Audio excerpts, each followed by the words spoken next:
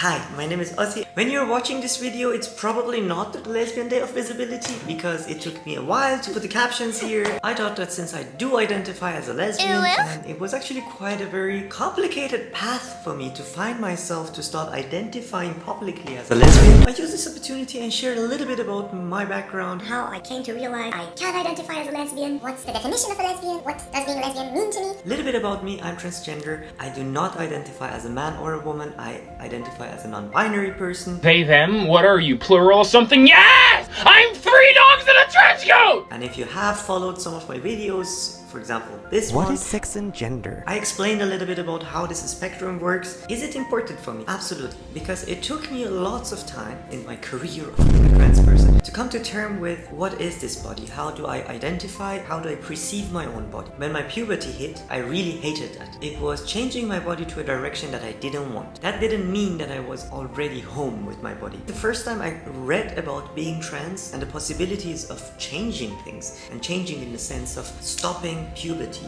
or reaching the puberty that you want, was when I was 18 or 19, so I already have been through my puberty. There were lots of things happening. For example, my voice started to get deeper. Nowadays I'm really trying to unlearn that, and many things on my body. However, my interests, my sexual tendencies were mostly the people who did not identify as a man. Back then I didn't have the vocabulary, and probably many of you right now don't have this vocabulary as well. For me, it was always like, oh, I love women, women are beautiful. That never changed. But since from the beginning I was always confused, am I changing my gender now, which is a very false term to use, trying to find my path along this way that there are not so much resource in hand. It was a very complicated process, because for me it wasn't only that I was assigned male at birth, but I don't feel comfortable, I want to be a woman because I'm attracted to men, you know, like these things that puts you in the binary clear categories that is very easy, and that was never a thing for me. There is this whole narrative of trans people who were assigned male at birth, who are raised, and then they feel like if they try to identify as a woman, they can get into inclusive places and take advantage of this new identity and everything. And this was something that really pushed me back, kept me back for a long time. Time passed and I realized that this has a name, and it's called transphobia.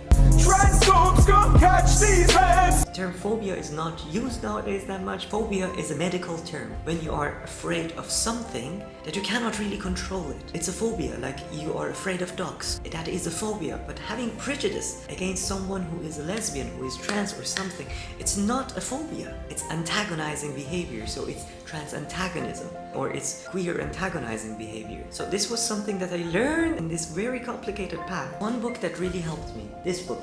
I guess I don't have any book that I read it so often and actually dared to highlight some parts, Because I don't do that shit. this book really showed me the way, and showed me that lots of things that we learn in school, the stuff that are in the science and in the medicine, comes from the background of not having inclusivity in the education rooms, and thus doing knowledge production without considering the language and the inclusivity of different people.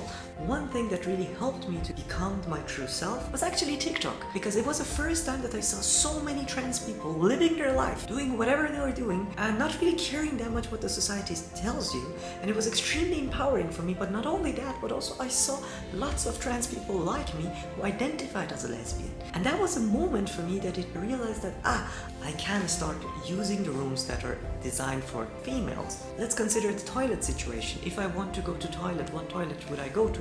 Hopefully, if there is one, I would go to a gender neutral toilet. Because I just want to pee. But people are like so nervous that But this whole new toilet situation is a new thing. we all have been to a gender neutral toilet, and not only that, gender neutral shower. And that's the shower and the toilet you have at home. Your parents used it, your siblings used it, if you had guests over they used it. Nevertheless, for me it was a very big leap to start using facilities that are designed in the binary for women. This took me such a long time, and it came with lots of pressure and pain. There are many moments that I'm in the toilet and I try to make as least sound as possible, because I know people get afraid. People are like, oh, there is a man here in the toilet. Even at the beginning, going to cosmetic stores, makeup sections, I got lots of looks from the people, or also shopping, and that's why I do lots of things online, and that's what many of the trans people do.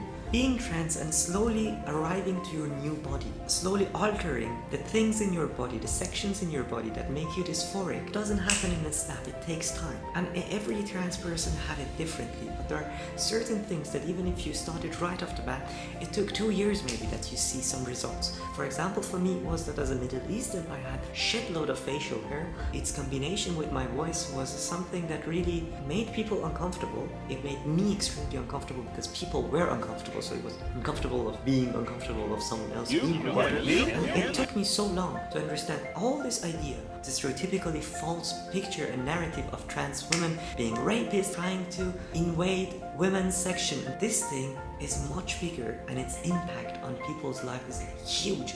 On top of every pressure that you get from family, from work, from society, like everything that you can imagine coming out can do to your life. On top of that, there is this pressure of being seen as a predator. And many people are strong enough to stand against it, but to be honest, we are not all born a fighter. We don't have access to the same resources, financially and mentally. The moment that I realized I can identify as a lesbian was the first time that I saw this sentence, lesbian means non-men loving non-men. And that was extremely affirming for me because I was like, whew, that was it. That's what I needed. And I saw a huge community on TikTok of people who identified like this. And then later on, I saw lots of trans men who also identify as a lesbian. And I was like, okay, this has been gatekeeped a lot. This term and this whole terminology was gatekeeped a lot by certain people. This whole idea of the Lesbian Week of Visibility is because lesbians believed that in the LGBT community, gay men had more visibility. So they used this opportunity to raise awareness about their existence, about their fights, about their contribution to the society, to science, to everything. And I understand that as a lesbian, you are in the constant fear that you lose certain events, certain rooms that was taken over by the lesbian community.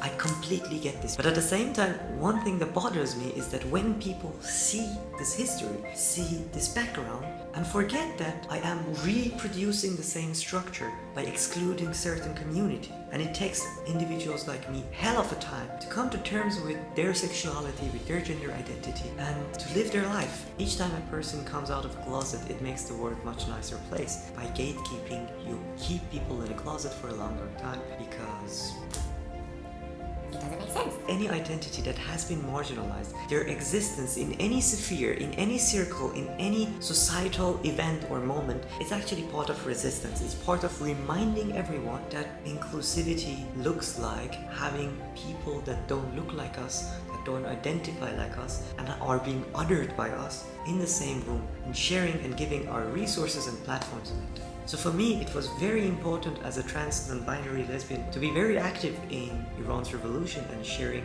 my platform and everything, not only because I felt I should help the revolution, but at the same time, for 4 years, I needed someone like me out there to exist, to look that, okay, it's fine, it's okay. You can look like this, you can be like this, and you can exist and you can talk. And I'm trying to just not be this person for other people, but I'm trying to remind other people who are strong enough to make such videos, to make such statements, to share as much as they can about their life with others, to be guiding for other people, to give hope, to show that it's tough, but you're gonna get there. It's tough, but it will be possible. It's tough, but it's beautiful at the same time. So happy International Lesbian Visibility Week and Day, and love to all the sapphics out there, and shout out to all my lesbian community back home in Iran.